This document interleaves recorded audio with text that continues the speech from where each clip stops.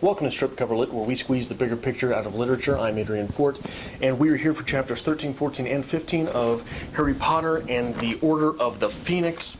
And as always, spoilers are welcomed in the comment section below, despite the fact that I've not read these novels, because I will not be reading those comments. If you have something that you want to say and you want me to read and react to it, start the comment with my name in capital letters, ADRIAN, so that I know this is a safe comment to read.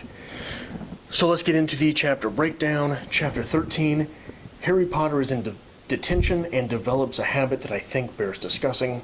Chapter 14, Gryffindor Quidditch sucks, Percy is a Nazi, and Sirius takes more chances, more risks. Chapter 15, it looks like Harry Potter will be doing some guerrilla professoring. Assuming more of that authority that he has started to sort of look at in this novel, and assuming more of those alpha behaviors. Speaking of alpha, Luna Lovegood, I think it bears mentioning, is an alpha because she acts on what she thinks is right, including radish earrings. Let's get into things. Two things that I will be watching as we go forward in this series, because I think that snippets of them have been laid down at this point, but I'm not sure that I can really extract anything from these developments yet. I think that they might be something that will be getting bigger as we go forward. So if it helps you to watch these things as we go along too, I would love to hear from you and have some input on these things that I should be watching for. One, the risks of individuality and the consequences of free speech. We noticed this a little bit with Harry Potter in Umbridge's classroom. He is willing to stand up and say things. He still has this freedom of speech. He is still able to say these things, but he does pay consequences for them. And I think that the relationship there may be interesting going forward, especially as we look back on other things in this series, such as people afraid to say Voldemort's name, despite the fact that it is able to be said. It is not illegal to talk about. And what about those things that are illegal to talk about, like talking about magic around muggles? So this idea of freedom of speech, the limitations that it does bear or that it should suffer from. Number two, and this is a point that is going to seem something like sacrilege, I think, to bring into something, not to abuse the text any more than I normally do, but something like Harry Potter. Harry is angry in protest, almost like a Malcolm X type figure. Hermione is very measured and poignant, almost like a Martin Luther King Jr. type figure. Now, I am probably not going to be making those direct parallels going forward, but I think that that is a comparison that is not without representation in the canon of especially American literature when we look at things such as comic books and how Magneto's X-Men in particular, how the persona of Magneto stacks up against something like Malcolm X, versus how Professor X ironically stacks up to a Martin Luther King Jr. So I will probably be making those comparisons more than directly to the real-life leaders that were Malcolm X and Martin Luther King Jr. So if you have anything along those lines, despite the fact that Magneto takes the villain's turn, and I do not see that coming from Potter, this next thing, which I think is going to be the meat of this episode, is something that is, I dare wager, an affliction that many viewers of this show, this is something to whom many viewers of this show will find eerily familiar. And I want to talk about this scene. And it's not a scene that I will be reading in whole. I will be reading the parts that I think are most relevant. And it goes as such. From page 267, he let out a gasp of pain. The words had appeared on the parchment in what appeared to be shining red ink.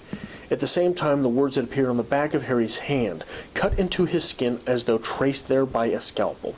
Yet even as he stared at the shining cut, the skin healed over again, leaving the place where it had been slightly redder than before, but quite smooth. He looked back at the parchment, placed the quill upon it once more, wrote "I must not tell lies," and felt the searing pain on the back of his hand for a second time. Once again the words had been cut into his skin. Once again they healed over seconds later. Darkness fell outside Umbridge's window. Harry did not ask when he would be allowed to stop. He did not even check his watch. He knew that she was watching him for signs of weakness, and he was not going to show any, not even if he had to sit there all night, cutting open his own hand with this quill. Somewhere between 1 in 3 and 1 in 6 people in the United States have engaged in some form of self-harm. 90% of these people began this behavior in their teenage years. Harry Potter in this novel seems to be somewhere between 14 and 17, and there is also a strong link between abuse and those who adopt these behaviors. But Adrian, cutters do not simply begin because they are instructed to by a professor, by a teacher, and that's true, but I think that to extrapolate to life from literature is to read into things and take out other things that help us make a case, simply to get closer to them on a human level.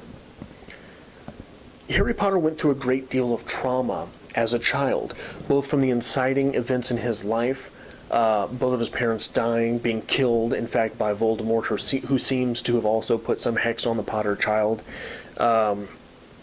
which, even if he does not remember outright, is something that there is psychology to suggest you remember somewhere in your brain.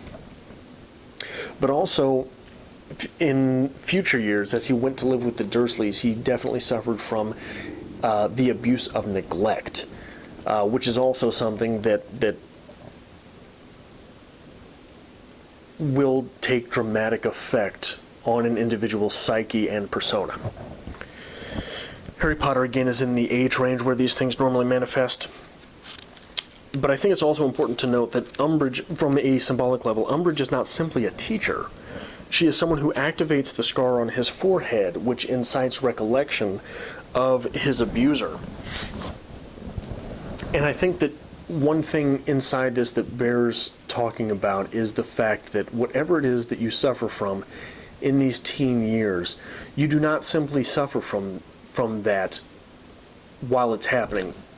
So, for example, many things that kids are made fun of for being overweight or having acne or being the short kid or being poor, not having the clothes, right? These are things from which we do not suffer simply while we are being made fun of for them. We take these things, we bring them home with us, and it causes probably greater harm at home while we're putting ourselves through these things again and again and again and again and again, versus when some bully is calling us something in the hallway at high school and we just tuck our head and pretend we don't hear it. So that being brought back to that place when he's already in a place of suffering from being here while he has spoken out is just double compounding that trauma, which is something that I think is, I'm struggling for words, but when you're in that place, it's not a great environment, right? When you're in that place of double abuse from one thing, it can cause some pretty severe reactions. And also, Umbridge is an authority figure who has snuffed out an attempt by the Potter boy to claim authority and affect the world. And I think if you think back to your high school days, your middle school days, I think most people had some grandiose idea of what it is that they would be doing, right? So when you first speak up to claim that authority in that place, if you were then snuffed out, it's going to cause a great deal of angst. So this behavior does not manifest as a direct order in the real world, but as with any act of violence or self-harm, there is often a "they made me do it" association, right? So this Umbridge, who represents this great form of malice from the real world onto Potter, is then literally made to self-harm by that authority figure.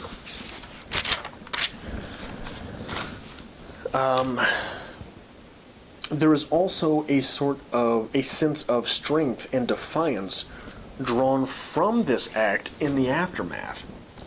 He knew she was watching him for signs of weakness, and he was not going to show any. Not even if he had to sit there all night, cutting open his own hand with this quill. Now, I think that many people who have engaged in this form of self-harm, of cutting, however you want to say to it, self-abuse, that is something that rings very true, right? There is a sense of strength taken from giving in to that impulse, and the satisfaction, sort of having done this bad thing.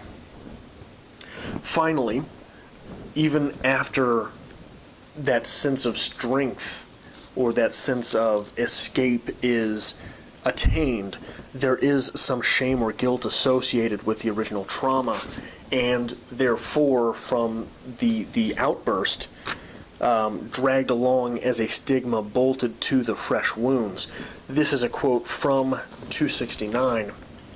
"At least it's only lines," said Hermione consolingly as Harry sank back onto the bench and looked down at his steak and kidney pie, which he no longer fancied very much. "It's not as if it's dreadful punishment, really." Harry opened his mouth, closed it again, and nodded. He was not really sure why he was not telling Ron and Hermione exactly what was happening in Umbridge's room. He only knew that he did not want to see the looks of horror that would make the whole thing seem worse, and therefore more difficult to face. He also felt dimly that this was between himself and Umbridge, a private battle of wills, and he was not going to give her the satisfaction of hearing that he had complained about it. Which is really, if you take this microcosm of an event, it would be hard to make a stronger metaphorical case than the fact that this directly represents, I think, the self-harm epidemic.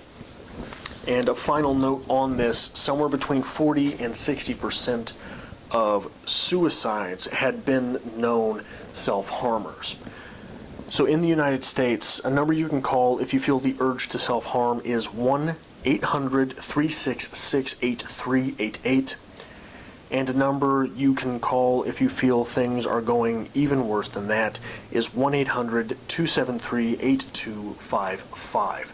Hopefully going forward, I do not have to make such heavy and belabored arguments from the Harry Potter text, but I think that this is something that the numbers bear out and is worth discussing.